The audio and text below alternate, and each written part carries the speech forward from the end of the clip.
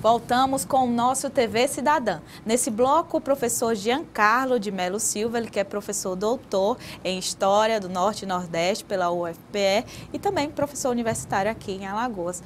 Tudo bem, professor? Tudo bom. No primeiro bloco, a gente teve sua parceira também, professora, doutora, historiadora, falando sobre a questão do negro, a questão das diásporas. E agora a gente vai falar mais num contexto local dessa história. O que foi que as diversas etnias trouxeram para a nossa cultura e a nossa sociedade alagoana? Bem, falar sobre a presença do negro e todos os seus descendentes na cultura não só alagoana, mas eu diria até do Brasil. A gente ficaria aqui o dia todo, né, sim, professor? Muita coisa. Né? Daríamos vários programas. Mas só para a gente pensar que estamos num estado que no censo de 2010, mais de 50% da população é negra, pertence a esse quadro, e é algo que é uma constante em muitas localidades do Brasil. Essa presença até hoje do negro, a influência desde lá do século XVI, quando a gente tem a chegada dos primeiros africanos com os engenhos aqui, está marcado até hoje na cultura, no maracatu, no rezado, bem presente.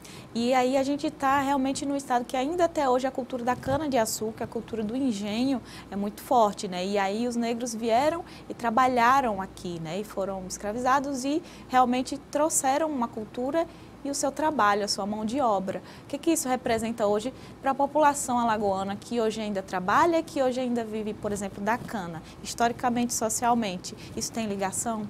Tem sim. Eu acho que a gente tem que, como a Flávia falou no primeiro momento, a gente tem que começar a quebrar certos conceitos e certas noções que existem, né? O negro, ele entra aqui, ele também é um colonizador, né? A gente está acostumado a falar colonizador português, mas não é só ele que está aqui colonizando, né? O negro também fez isso. E essa influência na cana, no trabalho com a cana, né? A gente tem que lembrar que a cultura da cana só se desenvolve aqui porque a gente teve um estágio, vamos dizer assim, lá em África, nas ilhas da costa africana, com esses negros que fizeram isso lá e trouxeram isso para cá. Não é só o chão que vai ser bom para plantar, não é só o sol. Se não tivesse essa cultura, esse desenvolvimento do conhecimento do próprio negro, também na agricultura, acho que hoje a gente poderia até não ter tanta cana aqui. É verdade. E aí a gente vem, anteriormente estava no mês onde se comemora, né, onde se celebra a consciência negra, o mês de novembro, agora a gente já está em dezembro, mas a gente sabe que é um assunto que a gente sempre precisa falar no Brasil, que é um país que ainda existe muito preconceitos. O que o senhor fala sobre a consciência negra? Tem pessoas militantes que não concordam, por exemplo, com eventos. Realmente precisa também de políticas públicas para a população negra. Qual a sua opinião? Bem, a minha opinião é que precisam das duas coisas. Não só do evento, que é uma coisa mais pontual, mas enquanto a gente não tiver políticas públicas que busquem resolver de fato e não só segregar, a gente tem vários exemplos nos jornais daqui da própria Alagoas, nas segundas-feiras, nos jornais online, do que acontece, por exemplo, na orla da Pajuçara.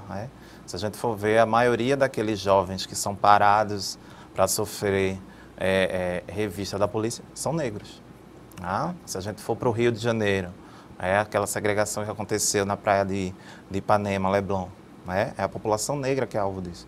Então, enquanto a gente não tiver uma cultura de respeito, de inclusão, aí as políticas públicas não conseguirem dar conta do lugar desse negro, da inclusão, vai ser preciso evento, vai ser preciso se discutir muito, vai ser preciso muita revista, muito estudo, para a gente tentar incluir, e acabar com essa farsa de que o Brasil não tem racismo.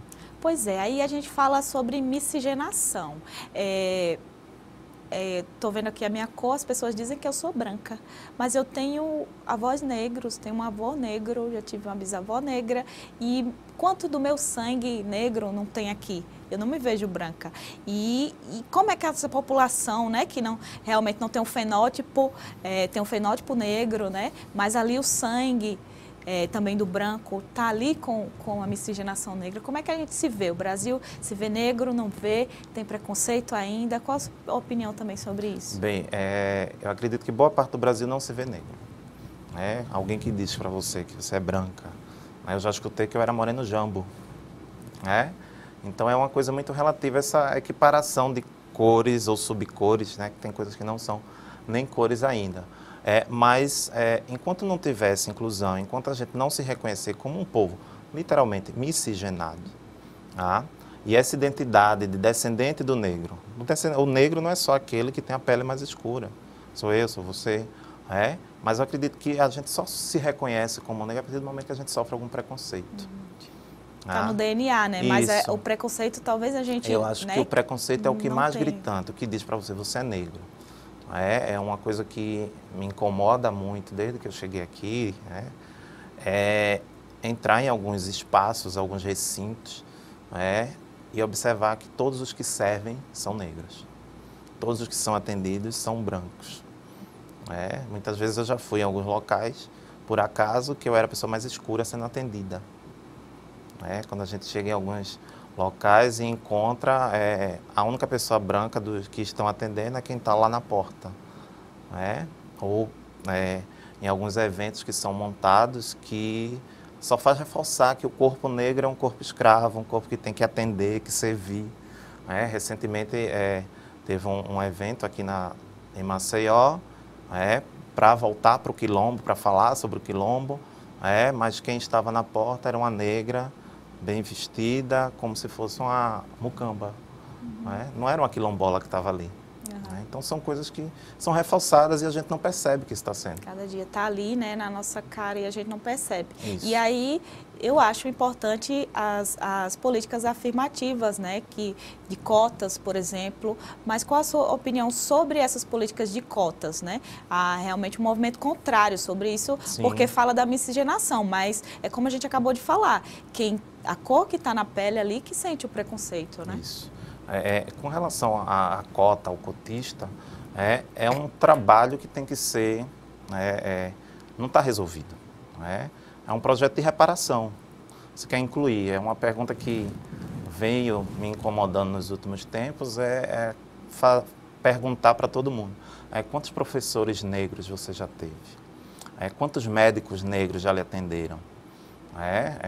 Então, isso é uma coisa que incomoda. Então, quando a gente está na universidade, que a gente vai olhar o perfil do aluno, aqueles cursos noturnos, que estão voltados mais para um serviço mais imediato, a maioria dos alunos que fazem esse presente são negros, pardos.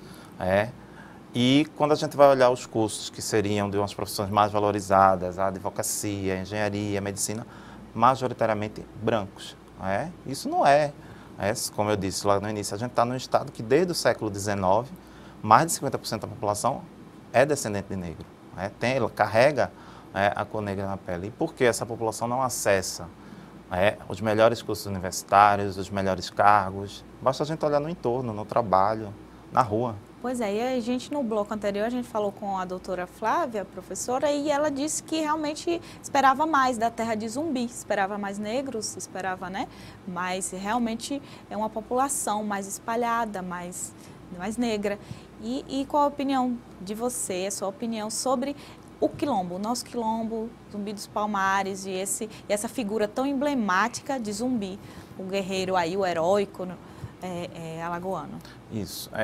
Com relação ao quilombo, Palmares em específico, ele é reconhecido mundialmente, né, como o maior quilombo das Américas, né?